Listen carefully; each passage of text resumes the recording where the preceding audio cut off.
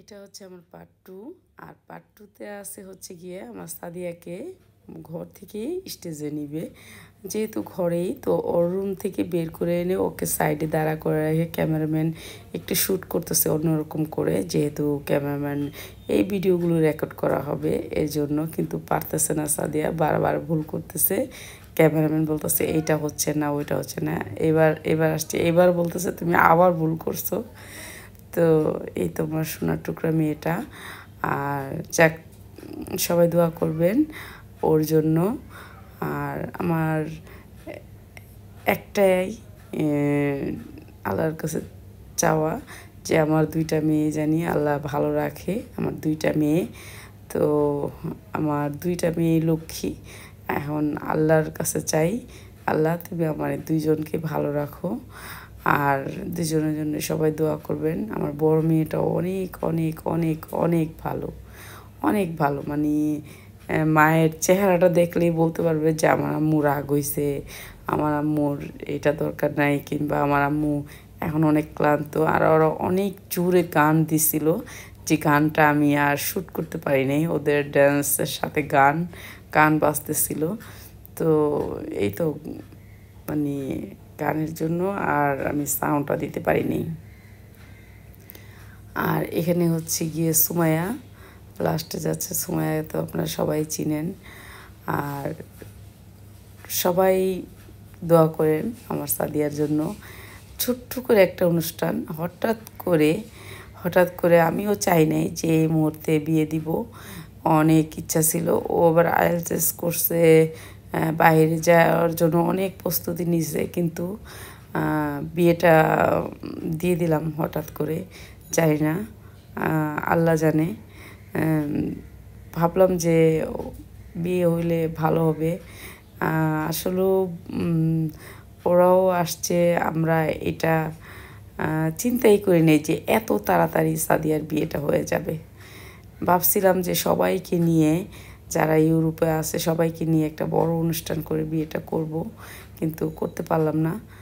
আর এখানে ক্যামেরাম্যানের অনেক অনেক শ্যুট চলতেছে, তো শ্যুটগুলো একটু রেখে দিই আমার চ্যানেলে আর আমার পেজে, যে কোনো একদিন থাকবে হয়তো, বা যেদিন আমি কথা বলতে পারবো না, যেদিন আমি এডিটিং করতে পারবো না, যেদিন আমি হয়তো বা মোবাইল চালাইতে পারবো না, সেই দিন আমি টিভিতে দেখতে পারবো। আর সবাই দোয়া করবেন। এটা হচ্ছে আমার ফ্যামিলি। আর আমি শাড়ি পরে বসে আছি। আর এখানে এই তো প্রথমে বিসমিল্লাহ করে হলুদ দিয়ে দিচ্ছি। আর সবাইকে সামনে নিয়ে আসলাম, আমার হাজব্যান্ড তো উনিও হলুদ দিয়ে দিচ্ছে। তো আমরা হাজব্যান্ড ওয়াইফের জন্য প্রথমে হলুদটা দিয়ে দিলাম। আর এখানে মানে সাদিয়া বলতে এখানে অনেক গান ছিল, গানের জন্য কথাগুলো দিতে পারিনি, কিন্তু কথাগুলি অনেক ইম্পর্টেন্ট ছিল, যে সুখী হও তুমি, তোমার সুখের জন্য দোয়া করি। সবার আগে হচ্ছে কি একটা বাপ মা সন্তানের জন্য শুধু এই দোয়াটাই করে, যে যার যার জায়গা তোমরা ভালো থাকো। আমরা চাই যে তোমরা ভালো থাকো, সুখে থাকো, এটা আশা ছাড়া আর কিছুই নাই। আর সুখ শান্তি রয়েছে আল্লাহর ইচ্ছা। আর এই হচ্ছে আমার ফ্যামিলি। আর 2জন দেশের বাইরে আছে। আর এই তো আমার এখানে এক ছেলে এক মেয়ে। এটা হচ্ছে আমার ফ্যামিলি, আলহামদুলিল্লাহ আলহামদুলিল্লাহ। আর এখন রাফাত পড়ালেখা করতেছে, সবাই রাফাতের জন্য দোয়া করবেন। আর সাদিয়াকে তো বিদায়। তো জানি না মা, তুমি তোমার কপাল, মা বাপ কি পারে, মা বাপ শুধু এটাই পারে সন্তানকে সিঁড়ির গোড়া দাঁড়া করায় দিতে, আর সিঁড়িটা নিজে হাইটা হাইটা উঠতে হয়। এই ভিডিওটা যে তুমি দেখতেছো, তো তুমি মনে রেখো যে তোমার জীবন তুমি নিজে গড়ে নিবা। তুমি যদি জীবনকে মনে করো সুখ, তাহলে সুখ, আর জীবনকে মনে করো দুঃখ, তাহলে দুঃখ। কিন্তু নিজের জীবনটা নিজেই গড়তে হয়। কাউকে কোনো দিন কোনো বাবা মা জীবন তাকে গড়ে দিতে হয় পারে না, কখনোই পারে না, কোনো সন্তানকেই পারে না। জীবন নিজে গড়ে নিতে হয়, ঠিক আছে? আর আমি শত চেষ্টা করেও তোমার সুখ শান্তি তোমাকে আমি দিতে পারবো না। যদি তুমি তোমার সুখ শান্তি নিজে অর্জন করে না নিতে পারো।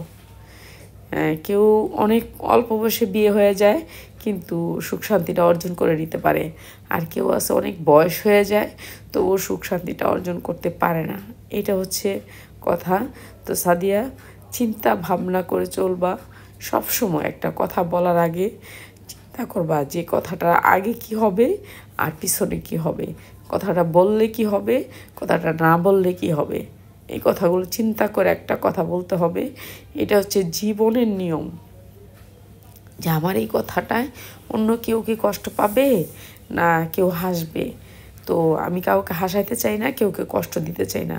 প্রত্যেকটা কথার আগের ক্ষতিটা কিংবা পরের খুব ভালো হইতে পারে, খারাপ হইতে পারে, নেগেটিভ পজিটিভ দুইটা জানি থাকে। একটা কথা বলার আগে, একটা কাজ করার আগে চিন্তা করে তারপরে চলবা।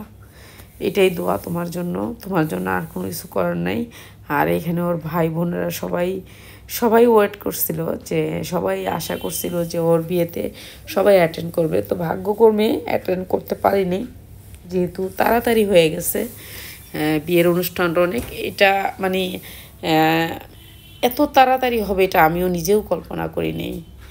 আর তুমি তোমার জীবন তুমি বুঝা চলবা, আমি কিছুই বলার নেই, ঠিক আছে? তোমার জীবন তুমি বুঝা চলতে হবে।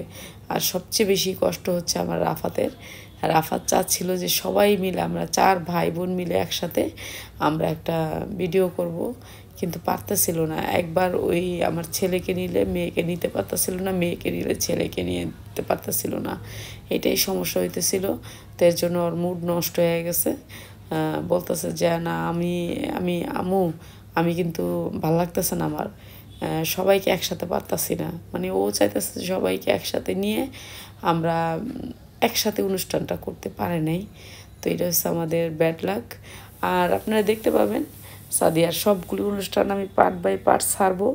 আর এখানে ওদের এইটা অনেক ভালো লাগছে।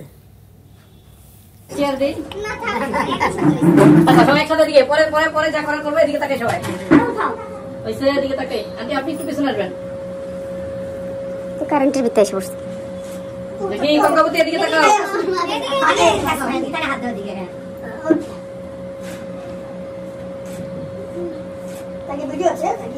থাকবেন ভাই নাই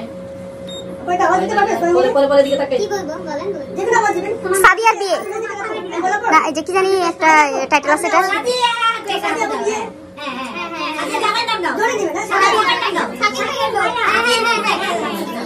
না আমাদের সাদিয়ার আজকে বিয়ে।